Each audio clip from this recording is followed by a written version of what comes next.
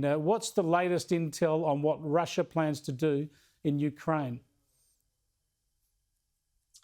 It looks like Russia and Putin aren't going anywhere. There are no signs of de-escalation, and in fact, there are indicators that are the precursor to an invasion of Ukraine. So cyber attacks, false flag operations, we saw the shelling of a kindergarten overnight. So all signs are indicating that Russia is not going anywhere, and we should expect an invasion. Well, what will happen if there's an invasion? Do we expect Ukraine to fight, and how much support do you think they'll get from NATO countries?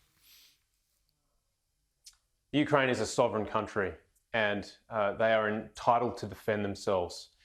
This is what the minister said this morning. There will be a huge loss of innocent life if Russia proceeds down this course and continues on with its military preparations, culminating in an invasion. So it's very, very significant.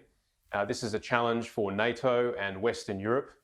And my hope and prayer is that this can be resolved, that Russia does back down and de-escalate. But as I said, all signs indicate that we should expect some sort of military action.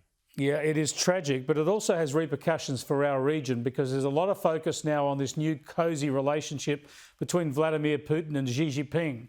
And I would have thought that we would be very worried about Chinese aggression, particularly across the Straits of Taiwan, while the world is focused on Ukraine.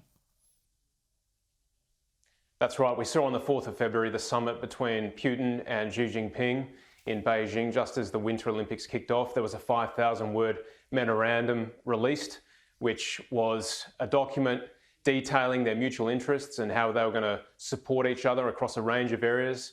You'll note that China didn't condemn Russian activity in and around the Ukraine, nor did Russia condemn some of the things that China has been doing with regards to Taiwan, the Uyghur people and the like. So this is a very cosy relationship.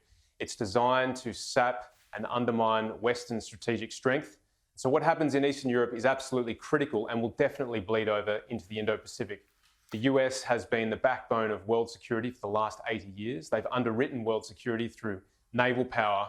And the last thing we want is the US with a dilemma both in Eastern Europe and the Indo-Pacific. So all eyes are on the Ukraine. And like I said, we're all hoping and praying that Russia de-escalates and walks away from this.